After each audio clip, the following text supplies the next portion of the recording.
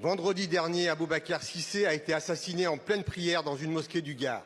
Mes premières pensées vont à sa famille que nous avons reçue ce matin.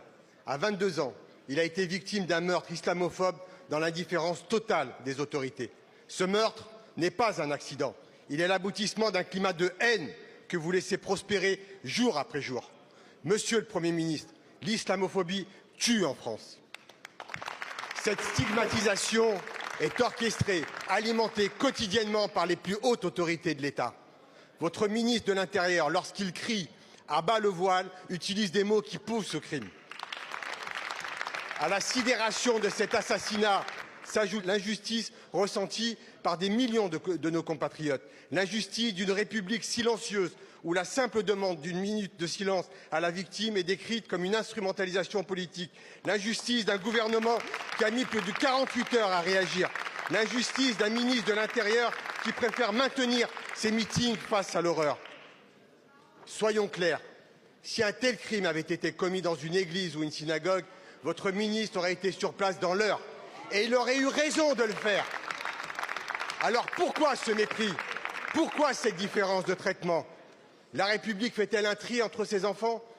Monsieur le Premier ministre, l'islamophobie est une réalité quotidienne niée par l'État parce que les ministres qui sont censés protéger les Français musulmans les attaquent quotidiennement.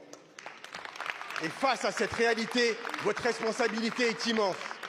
Monsieur le Premier ministre, combien de morts faudra-t-il encore pour que vous agissiez contre l'islamophobie et les islamophobes, en commençant par renvoyer M. Retailleau? Que me reprochez-vous? De ne pas avoir réagi?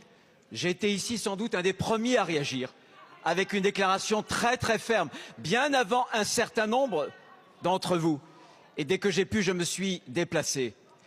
Pourquoi ce bruit? Pourquoi ces attaques? Vous dites que si, dans d'autres circonstances, il y avait eu un mort, j'aurais agi différemment. Certainement pas. C'est vous qui avez l'indignation sélective. 14, Monsieur Retailleau, 14 kilomètres entre la sous-préfecture d'Alès et la mosquée où a été assassiné Aboubacar Cissé. Et vous n'avez même pas daigné parcourir ces kilomètres pour aller lui rendre hommage.